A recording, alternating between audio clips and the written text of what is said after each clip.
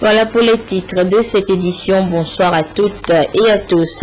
Et nous débutons par cette information annoncée dans les titres avec ce communiqué du gouvernement.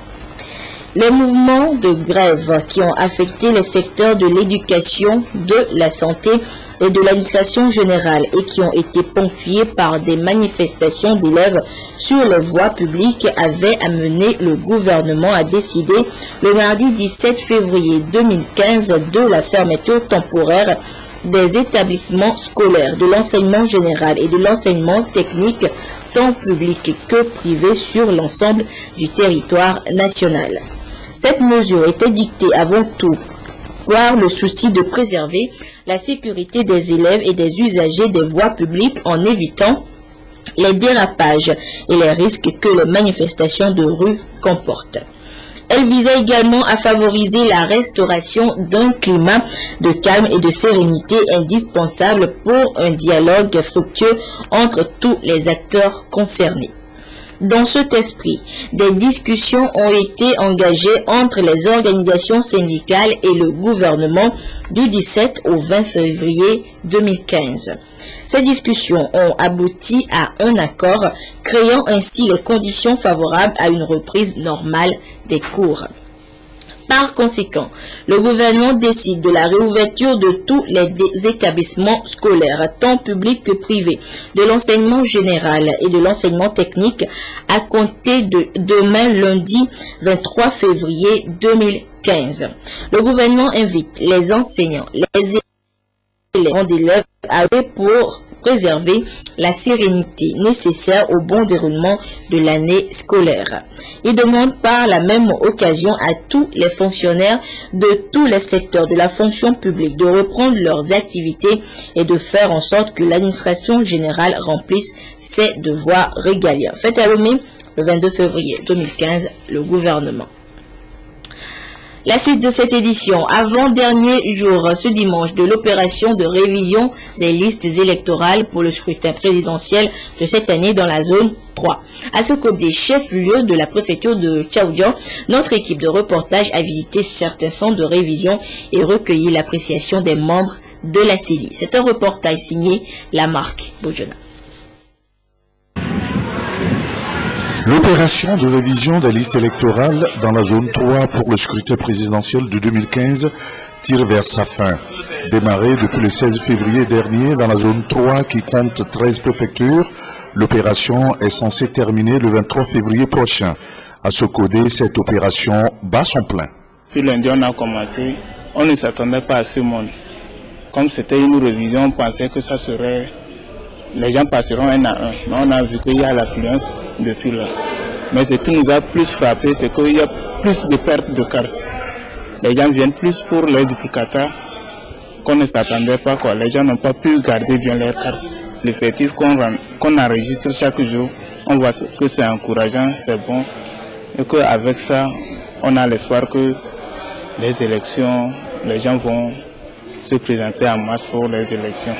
Pour la commission électorale locale indépendante CELI Tchaoudjan, cette opération de révision des listes électorales est une satisfaction. Tout va bien et les petits soucis que nous avons tournent autour de l'état des générateurs électriques. Vous le savez, vous avez eu à le constater, ils sont plutôt vieillots et ils nous causent assez de soucis. Mais grâce à une mobilité permanente des membres CELI, et avec l'ingéniosité des membres des présidents CLC, des OPS, tout va bien. Aucun CLC n'est arrêté, il n'y a pas de souci particulier qui n'a pas été géré. Tout est géré comme il le faut, les enrôlements se font, la communication est passée. Je crois que l'opération est réussie. Et la sensibilisation qui a été faite également sur la sérénité et la nécessité d'élections apaisées a été comprise également des masses et je crois que tout est pour le mieux. Dans la région centrale, seule la préfecture de Tchaoudjan est concernée par cette dernière étape de révision des listes électorales. Les autres préfectures, à savoir Blita, Sotouboua et Tchamba, sont dans la zone 2. Et les femmes du collectif des associations des populations intégrées à Tchaoudjan Capit de la communauté de la commune de Sokodé ont justement été sensibilisés sur l'importance de cette révision des listes électorales. Une occasion pour les initiateurs d'attirer l'attention de ces femmes pour une mobilisation massive. Nous retrouvons la marque Boudjouna. Cette rencontre des femmes du collectif des associations des populations intégrées à Tchaoudjo Capit est initiée par un natif de Tchaoudjo en vue de sensibiliser ces femmes sur l'opération de la révision des listes électorales en vue de leur mobilisation massive.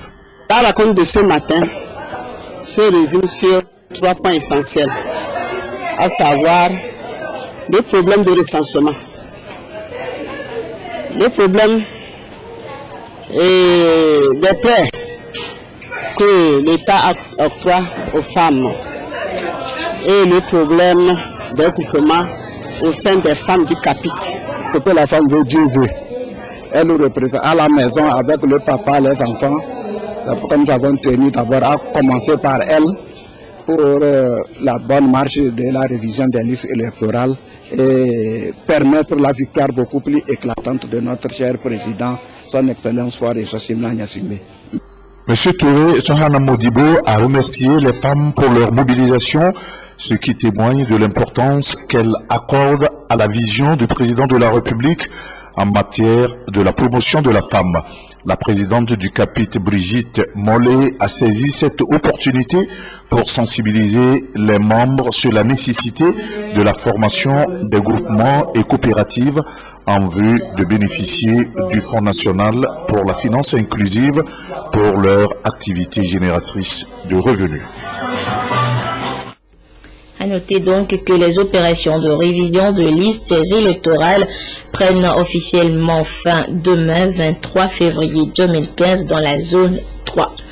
Et les préparatifs de la présidentielle se précisent et les meetings de sensibilisation et de mobilisation se multiplient.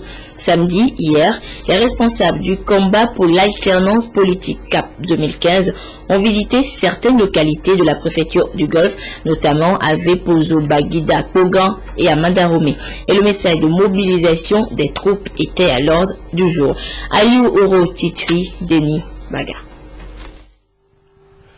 Le combat pour l'alternance politique en 2015 et son candidat à la présidentielle de cette année poursuivent la mobilisation des militants et sympathisants de cette coalition de formation politique de l'opposition. La délégation du CAP 2015 était ce jour à Kogan, à Vepozo, Baguida et à Mandaromé. Nous luttons pour l'obtention des réformes, parce que les réformes sont nécessaires pour obtenir des élections libres, équitables, transparentes et démocratiques.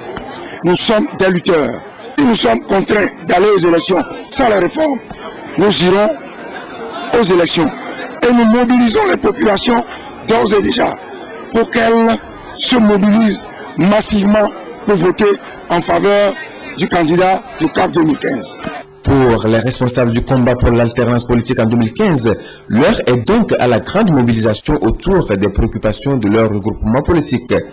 La délégation du CAP 2015 sera prochainement à Kotokoli Zongo, Kidopui, Adeyime, Sobosito, Anome Gombe et bien d'autres localités.